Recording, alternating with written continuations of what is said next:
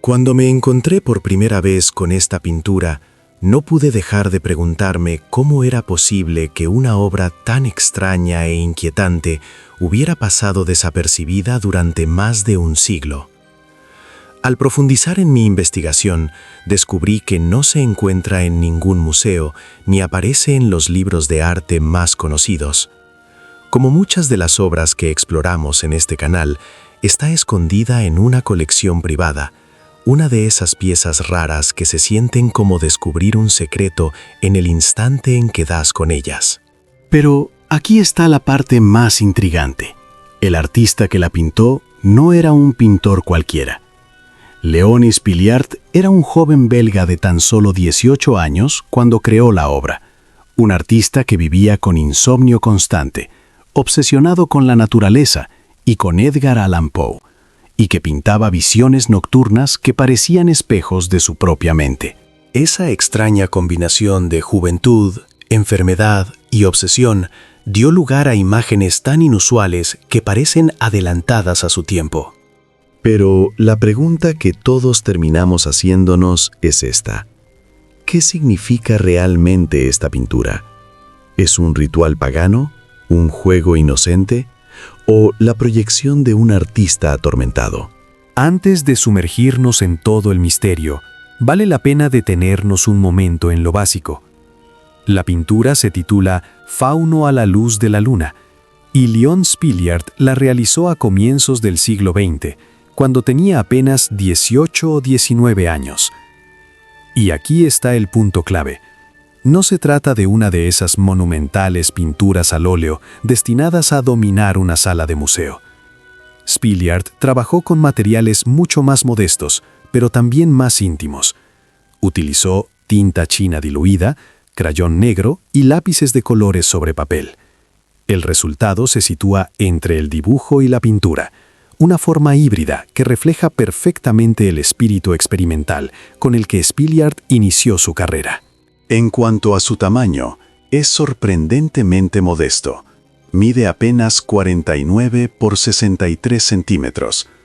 Es decir, si la tuvieras delante, no ocuparía más espacio que una gran hoja de escritorio. Y sin embargo, dentro de esas dimensiones contenidas se despliega todo un universo extraño. Y aquí está la parte curiosa. No puedes simplemente entrar a un museo y encontrarte con ella. Fauno a la luz de la luna se conserva en una colección privada, lo que significa que muy pocas personas la han visto en persona. Ha aparecido en exposiciones temporales, como la retrospectiva de la Royal Academy en Londres en 2020 o en el Musée d'Orsay de París al año siguiente. Pero fuera de esas raras ocasiones, vuelve a desaparecer de la mirada pública. Si observamos de cerca lo que creó Spiliart, lo primero que destaca es la composición. En el centro encontramos a un fauno, una criatura mitológica mitad hombre y mitad cabra, tocando sus flautas. Pero no está solo. Lo acompaña un rebaño de cabras que lo sigue en silencio, como si estuvieran hechizadas por su música. Sobre ellos, la luna llena domina el cielo y baña la escena con una luz fría y pálida. Todo está dispuesto de tal manera que la mirada del espectador se desplaza desde el resplandor lunar hasta el fauno y finalmente se pierde en las sombras de las cabras. Spiliart eligió una paleta casi monocromática. No hay tonos vivos, ni rojos ni azules intensos, solo negros, grises y blancos con variaciones sutiles. Esta elección no es casual. El fuerte contraste entre la oscuridad del paisaje y la luz de la luna convierte la escena en algo casi fantasmal. Es como si estuviéramos observando un negativo fotográfico, una visión invertida del mundo real. Para comprender por qué Spiliart pintó algo tan extraño, debemos regresar a su época. Es el año 1900, justo en el cambio de siglo. En toda Europa se percibe un fuerte clima de transición.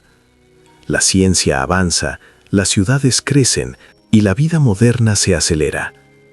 Sin embargo, al mismo tiempo existe una profunda fascinación por los sueños, lo oculto y lo irracional. Este es el momento del simbolismo, un movimiento artístico y literario que se rebeló contra el realismo y el impresionismo. Mientras algunos pintores buscaban capturar la luz y la vida cotidiana, los simbolistas querían justamente lo contrario. Querían mirar hacia el interior, hacia la mente y el misterio, y Spilliard formaba claramente parte de esa corriente. Basta mirar a su alrededor para que las conexiones resulten evidentes. Ese mismo año, Freud publicó La interpretación de los sueños, abriendo la puerta a un nuevo mundo en el que el inconsciente se convirtió en el protagonista. En la música, Debussy estrenó su Preludio a la siesta de un fauno, inspirado en el poema de Mallarmé sobre un fauno que sueña entre la realidad y la fantasía. En la literatura, Edgar Allan Poe seguía marcando a toda una generación con sus relatos oscuros y melancólicos, mientras Nietzsche desafiaba la moral tradicional con su filosofía provocadora. Spilliard absorbió todo esto. Su Fauno bajo la luna es el reflejo de una época obsesionada con el misterio, los símbolos y la necesidad de dar forma a lo invisible. Pero mientras otros artistas representaban a los faunos como seres sensuales o soñadores, Spilliard sitúa al suyo en la noche, bajo un cielo gris, acompañado de cabras que parecen más sombras que criaturas vivas. En la mitología romana, el fauno era un espíritu de los bosques y los campos, asociado con la fertilidad y la naturaleza salvaje. Su equivalente griego es el sátiro, compañero del dios Dioniso. Ambos solían representarse como criaturas mitad hombre y mitad cabra, músicos que tocaban la flauta de Pan y encarnaban tanto la alegría y la vitalidad como los impulsos más primitivos e incontrolados. Esta dualidad explica por qué, a lo largo de la historia, los faunos han sido vistos de dos maneras opuestas, como figuras juguetonas, sensuales y traviesas, o como seres oscuros vinculados al deseo y lo demoníaco. Y esa ambigüedad está muy presente en la pintura de Spilliard. Para algunos espectadores, el fauno es un guía encantador, que toca su música bajo la luna, mientras cabras juguetonas lo siguen como si estuvieran hipnotizadas. Leída de este modo, la escena puede parecer inocente, casi pastoral en su tono mitológico. Pero existe una lectura más inquietante. En la tradición cristiana, la cabra no es un símbolo de inocencia, sino todo lo contrario. Está asociada con el pecado, el diablo y el aquelarre de las brujas. Vista desde esta perspectiva, lo que parecía un simple paseo nocturno empieza a transformarse en un ritual extraño, una escena que roza inquietantemente lo satánico.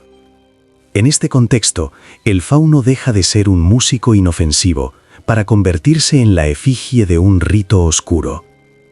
Y luego está la interpretación más íntima, la autobiográfica. Muchos críticos creen que el fauno es en realidad una especie de alter ego del joven Spilliard. Piénsalo, un muchacho de 18 años, insomne y enfermizo, obsesionado con Poe y con la naturaleza.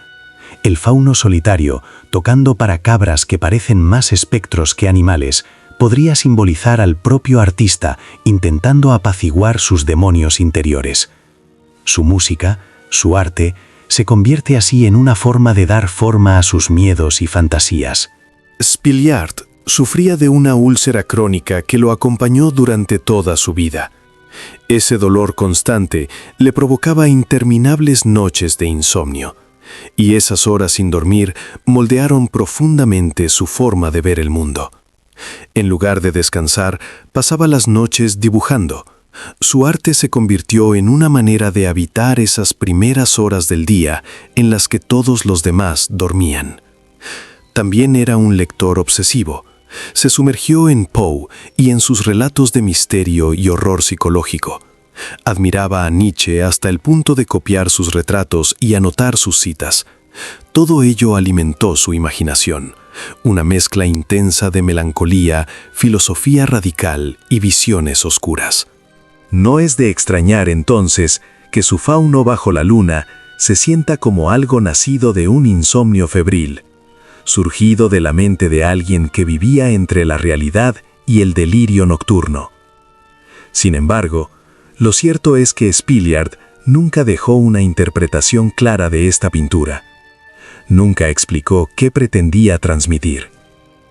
Así que hoy, más de un siglo después, nos corresponde a nosotros decidir qué vemos en ella. ¿Un juego mitológico? ¿Un ritual inquietante? ¿O el retrato íntimo de un joven enfrentándose a sus propios demonios? Me encantaría leer sus opiniones en los comentarios.